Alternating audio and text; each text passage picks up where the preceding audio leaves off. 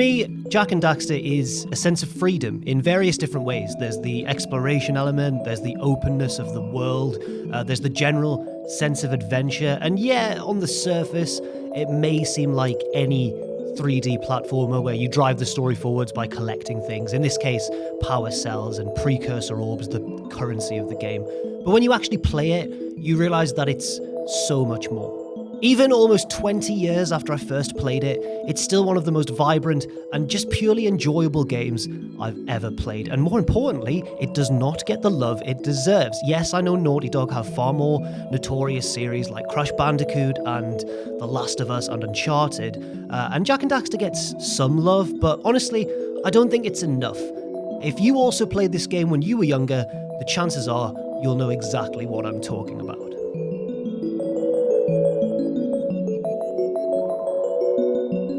Hello, my name is Jack, and today I'll be talking about what Jak and Daxter means to me.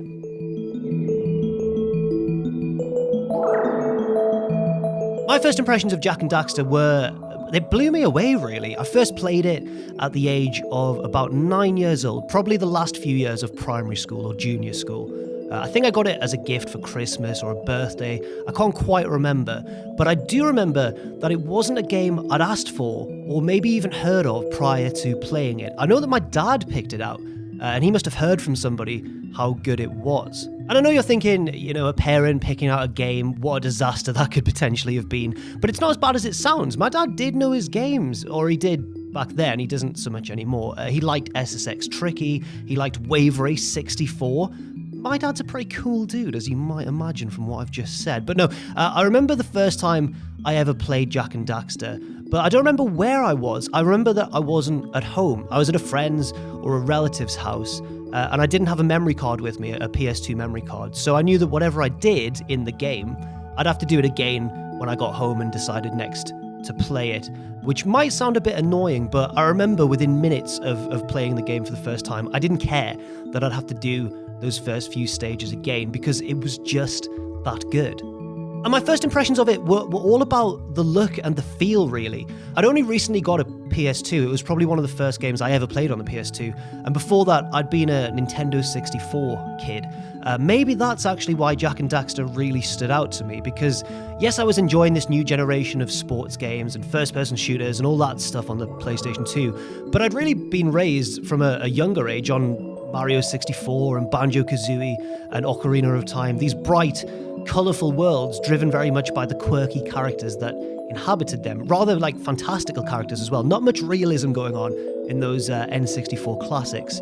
The PS2 games on the whole, the newer games that I was encountering around the age of 9, 10, felt a lot more grown up and gritty and realistic, and at that age, I don't know if that appealed to me quite as much yet as something like Jak and Daxter did.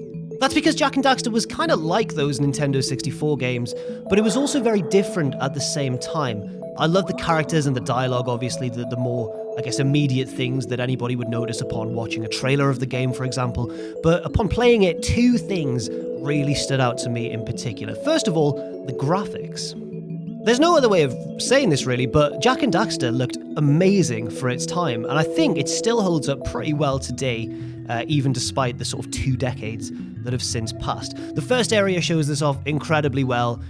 It's still one of my favorite stages, I guess it's fair to say. Not so much a level, but a stage of any game. You've got such diverse but connected elements in that first stage. You've got the hub of the area, Sandover Village. You've got Sentinel Beach just down the road from the village as well, this wide open space where you can explore things. And then you've got the Forbidden Jungle as well, which is the first real step up in the game to a more serious platforming element, and you encounter a few slightly tougher enemies and that sort of thing. But generally, the world looks incredible, and I couldn't be more struck by that when I first played it.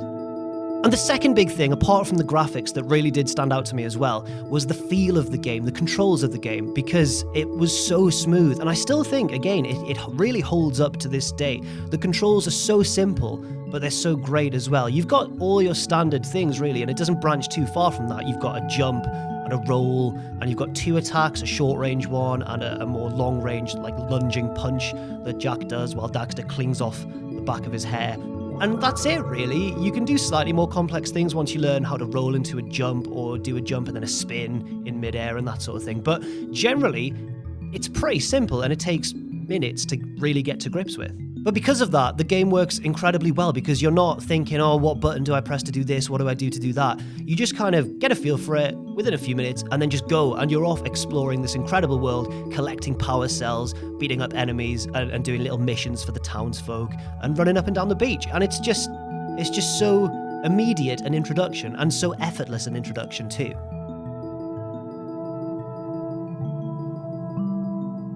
I didn't realize it at the time, but Jak and Daxter probably came out at quite a significant time in my life. It wasn't the game that really introduced me to what gaming could do, as I've seen Ben and Peter talk about in their excellent videos on this series as well. But I think it came about at a time in my development in terms of age. I was about to go to a much bigger school. I was approaching, year 7, sort of the age of 11. And I was about to make a whole load of new friends, and my world essentially was about to expand quite a bit. I was about to have a lot of new experiences. So to me, Jak and Daxter reminds me of that time just before you begin adolescence, where everything's a bit more simple, your world's a bit smaller, and you've got less things to really worry about. You don't realize it at the time, but I think it helps wrap this game up for me in a certain sense of nostalgia. And it would be a bit of an oversight to talk about Jak and Daxter without also talking about the sequels, because the sequels were quite notorious in the big change of direction. You went from Jak and Daxter, as I've said, this very bright, cartoonish, innocent world in a way, and then you got Jak 2 Renegade, which was their kind of GTA effort. It was a dystopian city. It was very grim and very gritty. There were guns, you could steal cars, and it was a massive departure from what the series was originally about. And coincidentally, I felt as though the series was sort of growing and maturing with me, as I'm sure it did a lot of people of a similar age to myself. Then, not long after that, you had Jak 3, which went a bit more high-end, a bit more cinematic. You had a huge desert and an array of armoured battle cars to drive around in, and then a big plot as well, probably the biggest plot line of any of the 3 games, where you return to the city of the second game, and everything gets kind of tied together. And I love those games. Jak 2 and Jak 3 are great games as well, especially Jak 2. And in my teens, I remember thinking that Jak 2 was my favourite of the series, but since then, looking back, I've kind of realised that the best one is the original. It's the simplest, but that's not necessarily a bad thing. And of course, it reminds me of that innocent time just before you become a teenager, where everything's just a little bit more easygoing, or at least, fortunately for me, that was very much the case. I also think I was kind of the perfect age for Jak and Daxter, because I was young enough to enjoy a game with all the enthusiasm of being a kid, but I was just old enough as well to realise that something's like properly good. Oh, this is really good. And I was just old enough to be able to tell that it was very good as well. And I could tell as well that it was very much my sort of thing. It felt like a very personal enjoyment too. And it helped that even though the game was big, a lot of people know what Jak and Daxter is, it wasn't as popular as the other huge series that were dominating the scene at the time, like Grand Theft Auto and Metal Gear Solid. I don't think any of my friends at the time had actually played Jak and Daxter. They were all playing Tony Hawk's and Tekken, and that meant that Jak and Daxter really felt like my own little kind of secret thing.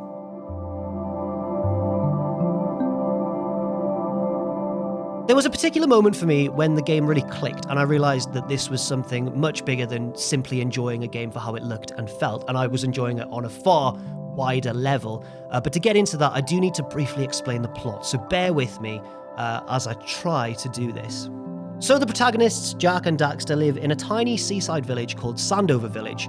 Daxter is turned into a creature called an Ottsel because he falls into a vat of dark eco. Eco is kind of the energy that governs the world of Jak and Daxter, and various different colours of eco have different uses or benefits. So green eco is your life force, it's your health. Blue eco kind of supercharges you and makes you run around really fast, and in the game it's kind of their equivalent of electricity as well. You've got red eco, which makes you strong and powerful, and you've got yellow eco, which you can fire at enemies. It's kind of a projectile. So they're the main eco variations, but you've also got dark eco, which is mysterious and evil, and it hurts you if you touch it. Daxter, at the very start of the game, establishes this by falling into a vat of dark eco and emerging not as a human anymore, but as an Ottsel. So to turn him back, and that's like the central kind of plot of the game, finding a way to turn Daxter back into a human.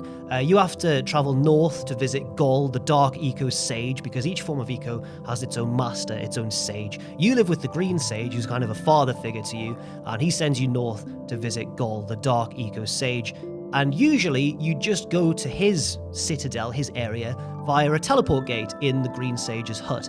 But the teleport gates have all mysteriously been turned off, and as you progress through the game and visit the houses of the other Eco Sages, they're not there, and you have to manually turn their teleport gates on. Basically, something's gone very wrong. And so the moment the game clicked for me, if you forgive that slightly long-winded explanation, is upon reaching the second town where you get to the Blue Sage's hut and you turn on his teleport gate and you bring your allies from home into the second hub with you. They're now there in the second level of the game alongside you. But by turning it on, it also means you can instantly jump back and revisit the first level. And you will do that to collect more power cells, to get more orbs, and to generally do things that you couldn't do earlier in the game. And upon doing that, I realized, oh, this is like a huge interconnected world. The plot's moving along, so you've got a whole new area to explore, and that happens as you move to new areas in the game. But you can always go back with your new abilities to learn to do different things. And for me, that really blew the whole game open and really enhanced my enjoyment of it as well. It's not a linear game, as the plot suggests, and for a kid, that was so exciting to discover.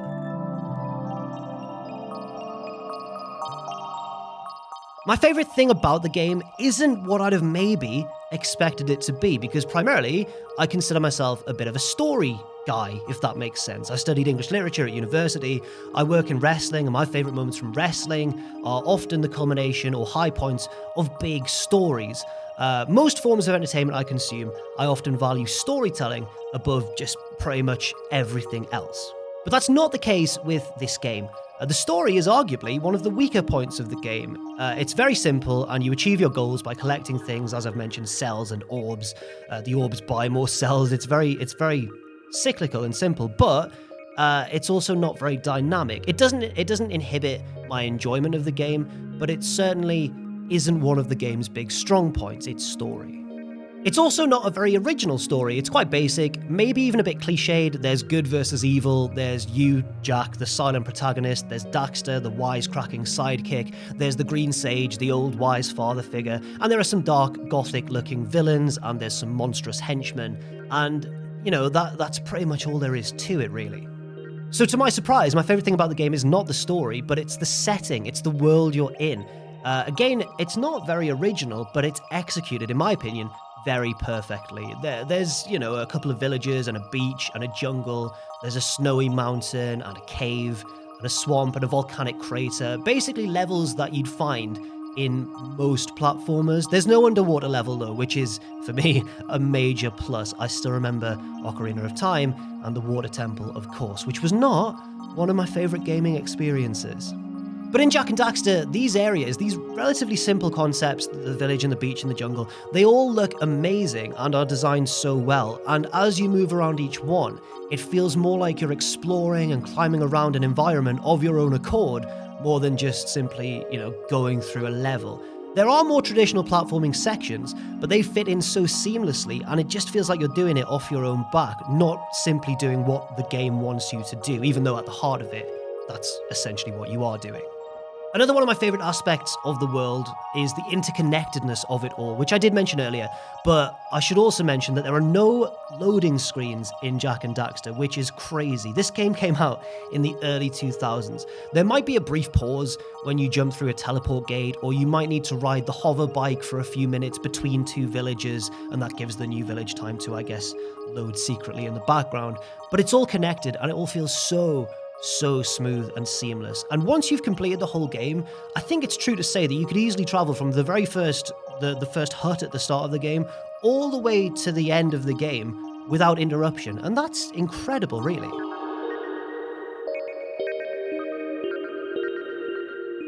I'm not sure how many times I've played Jak and Daxter, but it's not actually as much as you might think, considering it's my favourite game. I think I've only completed it once properly.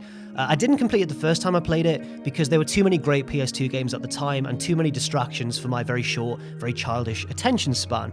Also, for some reason, I tried to complete Stuntman, and if anyone's played that game, they'll know what a fruitless endeavour that was, especially for a 9 or 10-year-old. What an awful decision, what a difficult game. I don't know how many hours I wasted on that, and I never managed it. But maybe a year or two after first getting Jak and Daxter, I did go back and finished it properly. But then, in very short order, it was on to Jak 2 and then Jak 3. And then shortly after I finished Jak 3, the Xbox 360 came out and I defected over for a while. I still had my PlayStation 2, but I played it far less, truth be told. And then as I got to the ages of, 14, 15, 16, I just naturally fell out of gaming, really. I'm probably not as much of a purist as many people presenting or indeed watching this channel. I played it less and less, and things like music and girls and alcohol became more important. And despite not playing it very much, the 360 remained my main console right up until I was 18 and left home for university. And I left my Xbox to my younger brother, and since then I've never owned a PlayStation or an Xbox since that was my last console. This video, doing this by the way, has kind of tempted me to get one again though.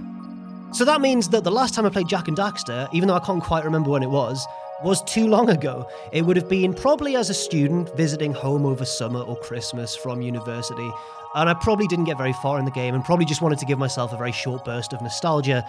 So we're looking at about 6 years ago, maybe a bit longer, and maybe it is time to splash out and buy the Jak and Daxter trilogy, start at the beginning, and relive it all over again. But I am positive that I wouldn't enjoy the latter two games nearly as much as the first one.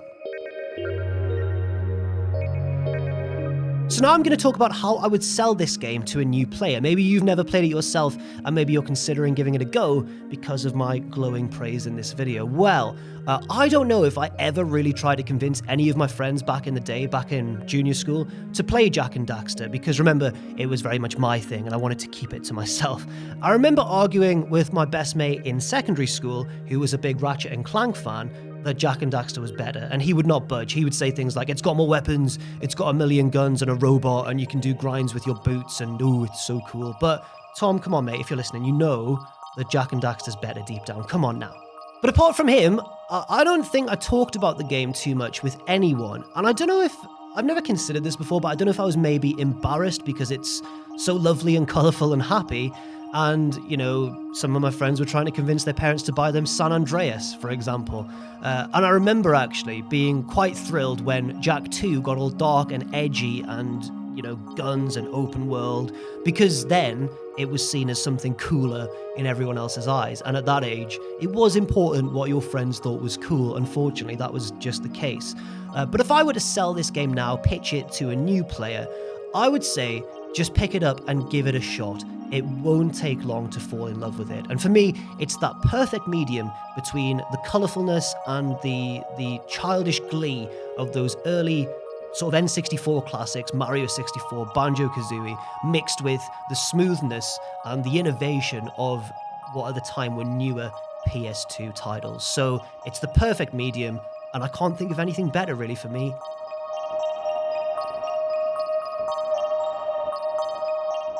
It is my favourite game, and it's just wonderful, and that is what Jak and Daxter means to me.